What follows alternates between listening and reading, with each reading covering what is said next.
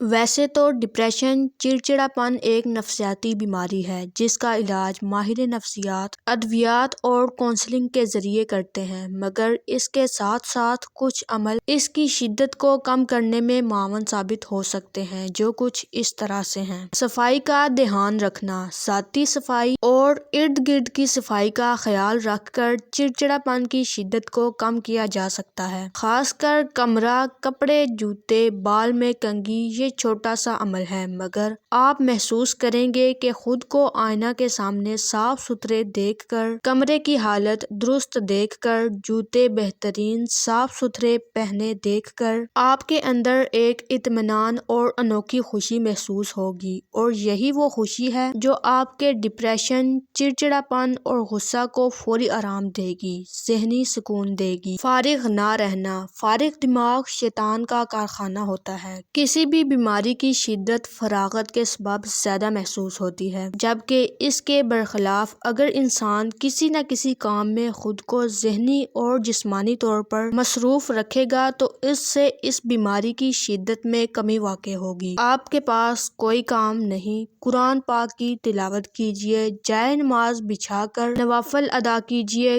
گھر میں پودے لگا لیں، ان کی دیکھ بھال، کیاری کی گوڈی کرنا، پنیری لگانا، ٹہنیوں کی کاٹ چھانٹ، اگر یہ نہیں تو گھر میں پرندے رکھ لیں، بلی پال لیں، بکری رکھ لیں۔ آپ یقین کیجیے جب آپ ان کو پیار دیں گے تو یہ آپ کے ساتھ مانوس ہو جائیں گے۔ جب آپ لہلہاتے پھول دیکھیں گے یا جانوروں پرندوں کو خود سے مانوس پائیں گے تو آپ کا چڑچڑاپن خود بخود ختم ہو جائے گا اور ذہنی سکون ملے گا۔ ٹائم ٹیبل بنانا، اگر انسان دن کے 24 گھنٹوں کو ایک نظم و ضبط کے ساتھ ترتیب دے دے تو اس سے اس کو اس بیماری کا مقابلہ کرنے کی نئی طاقت مل سکتی ہے۔ نظم بنانا انتہائی آسان ہے۔ دن کی ترتیب تہجد، سحری، افطاری اور 5 وقت نماز کے ساتھ بنا لیں۔ فجر سے ظہر، ظہر سے عصر، عصر سے مغرب، افطاری، پھر عشاء اور تراویح کے بعد اپنی زندگی میں سکون دیکھ لیجیے گا۔ 5 وقتہ نماز، اعمال، وضو، مصلی پر بیٹھ کر ذکر چاہے تھوڑا ہی کیجیے، ڈپریشن کی کیفیات کو فوراً کم کر دیتا ہے۔ پھل کھائیے، ڈپریشن بھگائیے۔ اللہ تعالیٰ نے کچھ پھلوں میں یہ تاثیر رکھی ہے کہ ان کے استعمال سے موڈ بہتر ہوتا ہے اور ایسے ہارمون جو ڈپریشن کا باعث بنتے ہیں ان کا لیول تیزی سے کم ہوتا ہے۔ خاص طور پر رس والے پھل جن میں انگور، کنو وغیرہ شامل ہیں، ڈپریشن کا مقابلہ کرنے کی طاقت دیتے ہیں۔